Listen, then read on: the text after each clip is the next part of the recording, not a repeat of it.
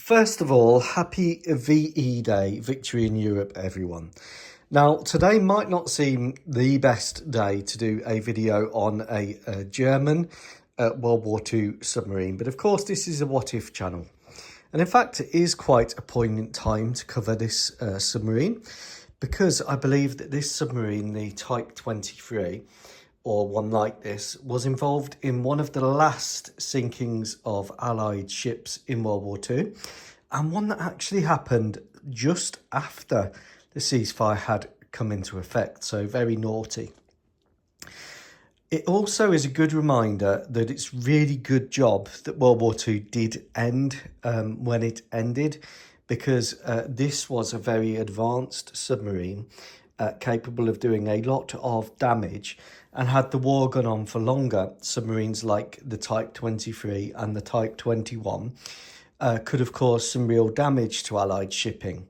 Thankfully, the bulk of the damage to the German fleet of submarines was done, both in the Battle of the Atlantic and in the work to protect D-Day, Operation Neptune, which was pretty significant. Now, the Type XXIII and the Type XXI mark really the culmination of the German efforts into submarine building in World War II. And thankfully, they did come to an end at that point, because we're looking at a very advanced coastal submarine in this case. This is a special hobby, or special navy as it's called, Type 23 in 1 in 72nd scale.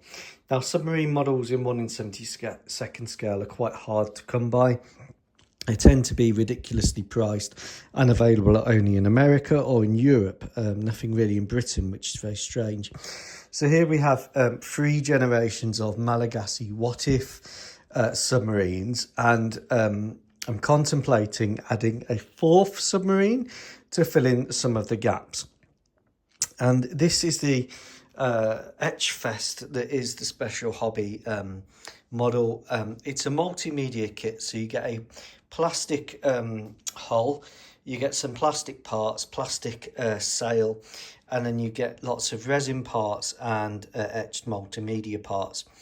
A mixture of etched and resin for these bits. Now, I have made some little changes, and I need to put the radio antennas on there, but these models can get knocked around quite a lot because they're quite big, so I've left those off for the moment. It comes with the propeller, which is good, and I haven't, of course, done it in World War II German scheme. I don't build World War II German stuff. I don't really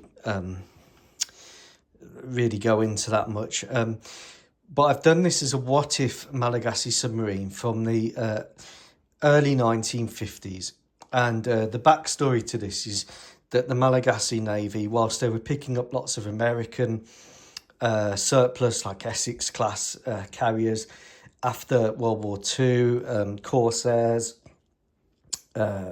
Avengers, all of that kind of stuff, they needed some submarines because they didn't have any submarines in World War II, and this Type 23 was perfect for their needs. It was a small submarine to learn submarining on, advanced for its time in a way that the British surplus and the American surplus boats weren't.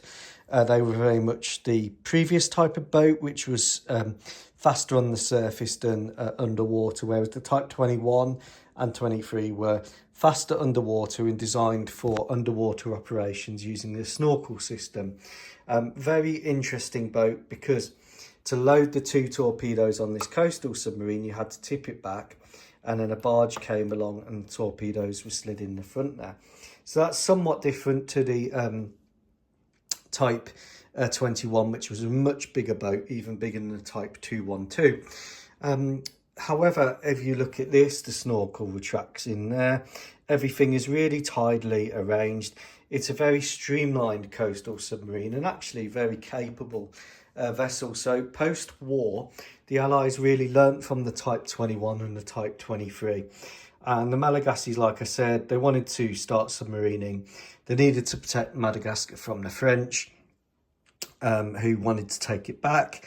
And so they got 12 of these built by the West Germans, as it was then, which were the experiencing the Marshall Plan from 1948, rebuilding German industry. So they got some new ones commissioned, and they had quite long service lives.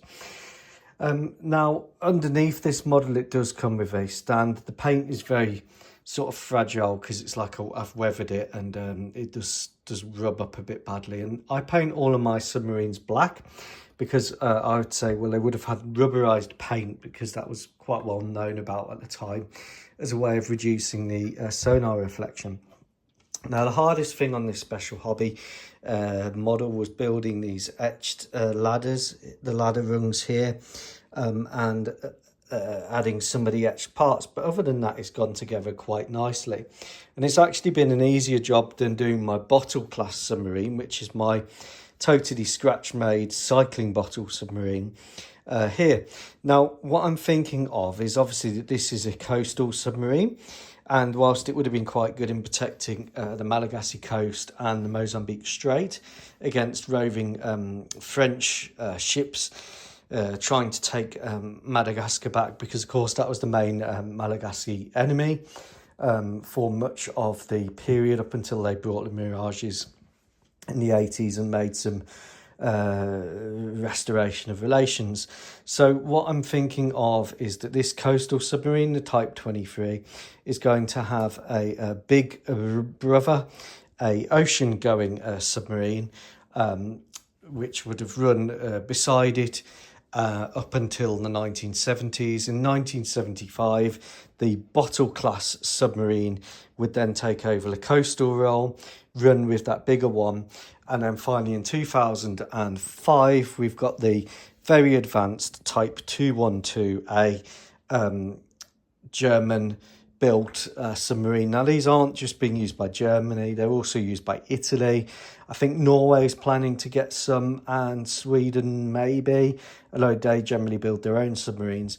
And this 212A is now going to the 212C and D, which has extra sections in it.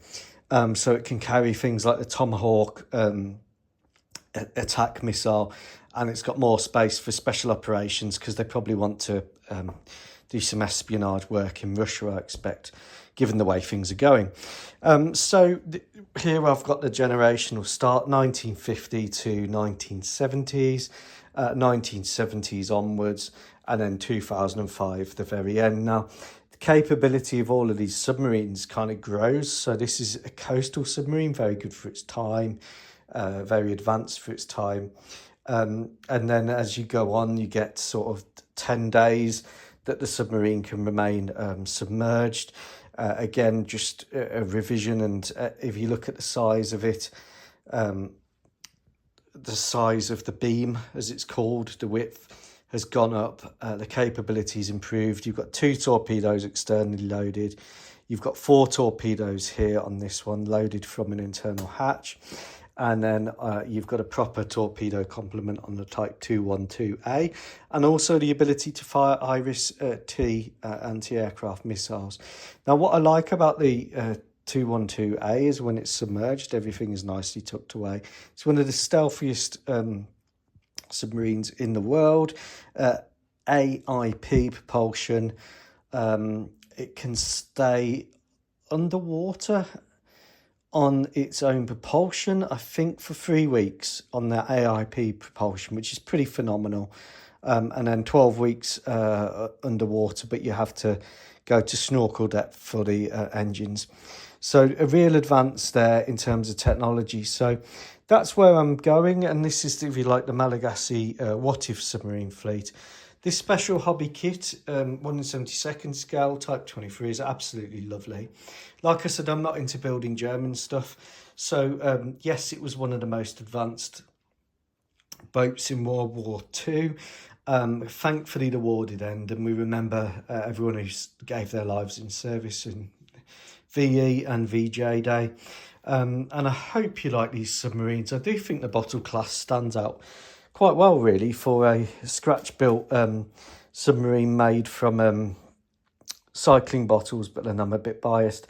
The Type 212, of course, is 3D printed. Got that from Sussex Model Centre. That fired up the bug, and I wanted to do I like doing a chronology of all of my Whatif, starting with 1945, or in this case 1950, and then going up to the modern day. So here we are in the Submarine Museum. This one's still in service. I've got, I'd say, 9 of these in service, 9 of those, 12 of those. And then I plan a bigger boat to kind of fit in the 1950s and 60s period, taking us up to maybe up to there. But the submarine technology, you tend to find nuclear boats get replaced faster because they seem to make greater strides in the nuclear engineering over the time.